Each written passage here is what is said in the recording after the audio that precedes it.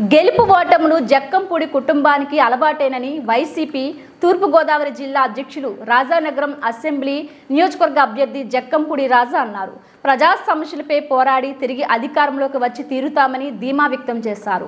కూటమి ఇచ్చిన ప్రతి హామీను నెరవేర్చాలని అన్నారు జక్కంపూడి. లేకపోతే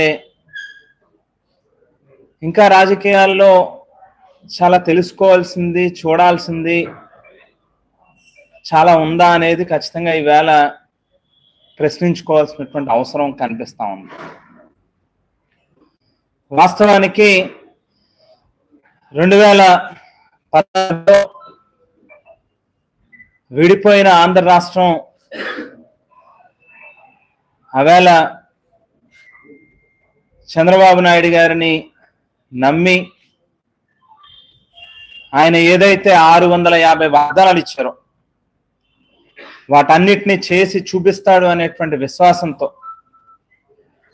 ఏ 3 రాజకీయ పార్టీలు అయితే ఈవేళ ఈ ఎన్నికల్లో మరోసారి ప్రజల దగ్గరికి వచ్చి ఓట్లు అడిగినాయో అదే 3 రాజకీయ పార్టీలు ఆవేళ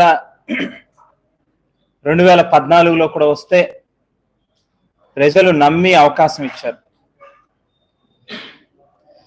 రైతుల రుణాలను మాఫీ చేస్తానని, డ్వాక్రా అక్కచెల్లెమ్మల రుణాలని బేషరతుగా మాఫీ చేస్తానని, ఇంటికో ఉద్యోగం ఇస్తామని, నిరుద్యోగ భృతి 2000 రూపాయలు ఇస్తామని, ఇల్లు లేని ప్రతి నిరుపేదకి కూడా ఇల్లు ఇస్తామని, కాపుల్ని బీసీల్లో చేరుస్తామని, ఏడాదికి 1000 కోట్ల రూపాయలు చొప్పున 5 ఏళ్లలో 5000 కోట్ల రూపాయలు కాపుల సంక్షేమం కోసం వెచ్చిస్తామని, ఇటువంటి అనేక వాగ్దానాలు